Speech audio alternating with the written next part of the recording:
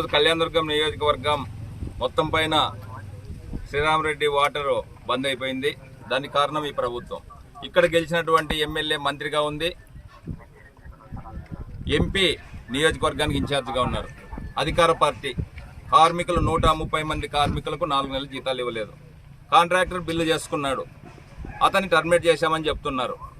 కానీ ఇంతవరకు కొత్త కాంట్రాక్టర్ని పెట్టారు. కొత్త కాంట్రాక్టర్ ఇప్పటి నుంచి ఇస్తామంటున్నారు, కానీ పాత కాంట్రాక్టర్కి సంబంధించిన డబ్బుల గురించి మాట్లాడలేదు. కార్మికులు ఒకటే డిమాండ్ చేస్తున్నారు, దాదాపు ₹1 కోటి డబ్బులు మాకు ఇవ్వాలి, కాంట్రాక్టర్ ఎగ్గొట్టాడు, మాకు న్యాయం చేయండి అని అధికారులు పదే అడుగుతున్నారు. కానీ న్యాయం చేయలే. కానీ ఈరోజు కార్మికులు శాంతియుతంగా నిరాహార దీక్ష కార్యక్రమం నిరసన చేస్తూ ఉంటే వాళ్ళను పోలీసులు వచ్చి బెదిరించే కార్యక్రమం చేస్తున్నారు. ఇది చాలా దౌర్భాగ్యం. ఈ రాష్ట్రంలో ప్రజాస్వామ్యం లేదనడానికి ఇంతకంటే అర్థం లేదు. బాధితులపైన చట్టం వస్తుంది, కానీ బాధింపబడేలపైన రాలేదనేది స్పష్టంగా అర్థమవుతుంది.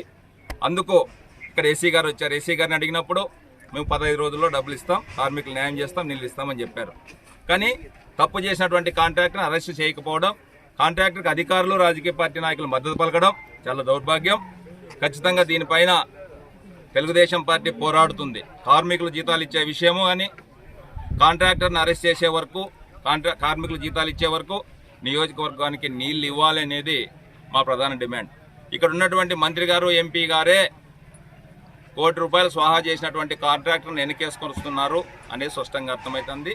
వాళ్ళ తరఫున వైఎస్ఆర్సీపీ పార్టీ నాయకులు, పోలీసులు వచ్చి వాళ్ళని బెదిరించి స్టేషన్కి లాక్కెళ్తున్నారంటే ఎంత దౌర్భాగ్యం అనేది మన కళ్ళ ముందు జరుగుతోంది. ఇటువంటి కళ్యాణదుర్గం నియోజకవర్గంలో జరగకూడదు. ప్రజాస్వామ్యబద్ధంగా ప్రజాస్వామ్యాన్ని కాపాడేకి తెలుగుదేశం పార్టీ ముందుంటుంది. కార్మికుల జీతాలు వచ్చే వరకు తెలుగుదేశం పార్టీ పోరాడుతుంది. నియోజకవర్గానికి నీళ్ళు ఇచ్చే వరకు శాంతియుతంగా పరిష్కారం చేసి నీళ్ళు ఇవ్వాలని చెప్పి ఎస్సీ గారిని కోరాం. ఎస్సీ గారు హామీ ఇచ్చారు, 15 రోజుల్లోపు పరిష్కారం చేస్తామన్నారు. అందుకు మేము సమ్మతిచ్చాం. 15 రోజుల తర్వాత ఇవ్వకపోతే పెద్ద ఎత్తున తెలుగుదేశం పార్టీ కార్మికులు మద్దతుగా పనిచేస్తుందని సందర్భంగా తెలియజేస్తున్నాం.